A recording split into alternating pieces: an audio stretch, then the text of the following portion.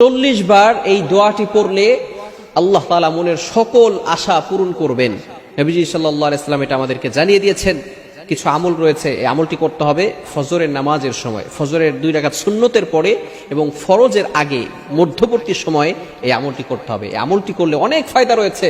যাদের ডাক আল্লাহ শুনেন না, অনেক বড় পেরেশানির ভিতরে আছেন, মাথায় ঋণের বোঝা, ঋণ পরিশোধ করতে পারেন না, মেয়ের বিয়ে হচ্ছে না, বিভিন্ন টেনশন মাথার ভিতরে, একের পর এক পাত্র এসে মেয়েকে দেখে যাচ্ছে কিন্তু কেউ পছন্দ করছে না, সব কথা ঠিকঠাক, যখনই বিয়ের দিকে অগ্রসর হয় তখনই বলে যে মেয়েকে আমরা পছন্দ করি না, আপনারা অন্য জায়গায় দেখেন।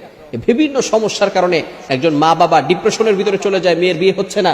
এই সমস্ত সমস্যার কারণে আপনি একটি আমল করতে পারেন, 40 বার এই দোয়াটি পড়বেন। সেটা হচ্ছে আপনি ফজরের নামাজের পরে এবং ফজরের নামাজের সময়, সুন্নতের পরে এবং ফরজের আগে মধ্যবর্তী সময় পড়বেন। এটা হচ্ছে শাইখুল ইসলাম ইবনে তাইমিয়া 28 নম্বর খণ্ড 242 নম্বর পৃষ্ঠায় এই আমলটির কথা নবী সাল্লাল্লাহু আলাইহি ওয়াসাল্লাম আমাদেরকে জানিয়ে দিয়েছেন। সেটা হচ্ছে কি, ইয়া হাইয়ু ইয়া কাইয়ুম লা ইলাহা ইল্লা আনতা বিরহমাতিকা আস্তাগীথ।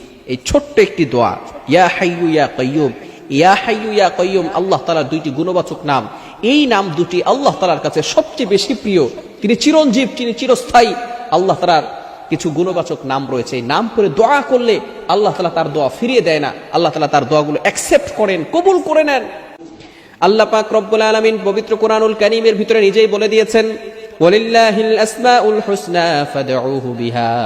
আল্লাহ তাআলার গুণবাচক কিছু নাম রয়েছে, এই নাম পড়ে কোনো ব্যক্তি যদি দোয়া করে আল্লাহ পাক রব্বুল আলামিন ফাদউহু বিহা, তার দোয়াগুলো শুনে থাকেন আর অ্যাকসেপ্ট করে নেন।